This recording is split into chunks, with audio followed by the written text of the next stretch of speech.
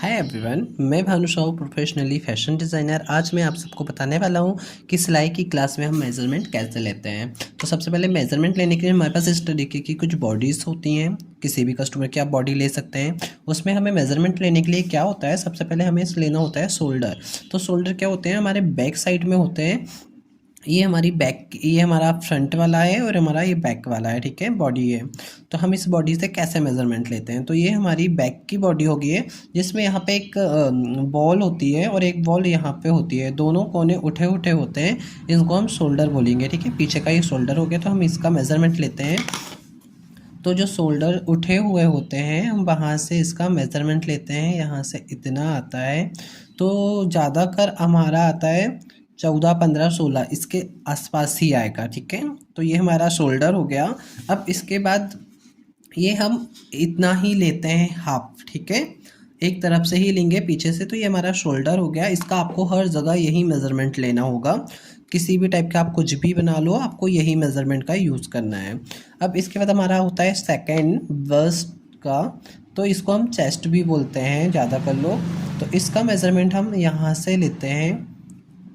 ये पूरा राउंड में आता है, जितना फ्रंट पे आया उतना ही बैक में आएगा। ये पूरा गोल होके आएगा, यहाँ से ऐसा गोल जाएगा और गोल आएगा, ठीक है। ये पीछे से होते हुए आता है।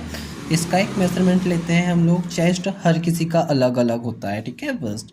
अब इसके बाद हमारा होता है वेस्ट। तो हम इस वेस्ट का मेजरमेंट लेते हैं, ठीक है। इसका भी लेते हैं। इसका भी सेम मेजरमेंट होगा जैसे चेस्ट का बस्ट का हुआ है राउंड शेप में, वैसे ही इसका भी हम राउंड शेप में ही मेजरमेंट लेंगे, ठीक है। अब हमारा आता है हिप। हिप हमारी यहाँ पे होती है, ठीक है। जो बड़ा वाला हिस्सा होता है यहाँ पे थोड़ा ऊंचा, उसको हम हिप बोलते हैं। तो हम इसका भी मेजरमेंट लेते हैं, ठीक है। वो भी राउंड पे ही मेजरमेंट आता है इसका।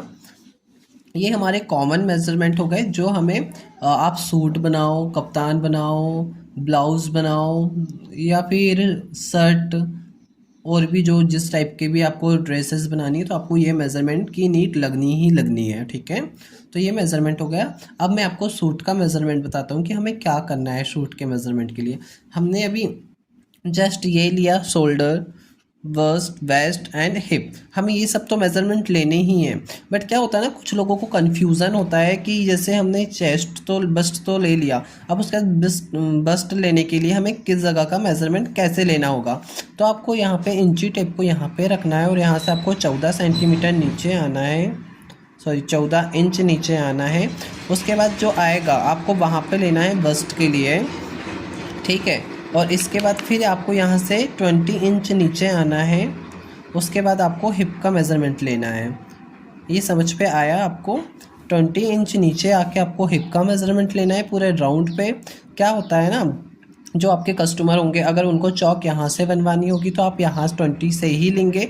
अगर कुछ कस्टमर को थोड़ा ऊपर से होता है, 20 से, 19 से, है ना, 19, 20 थोड़ा बहुत चल जाता है, तो आप उसको भी इसके हिसाब से लेंगे जितना आप ये नाप रहे हैं। जैसे यहाँ पे आप 20 इंच नीचे आए तो आप 20 इंच आके पूरा राउंड लेंगे, वैसे ही आप 18 इंच आके भी पूरा राउंड ले सकते हैं।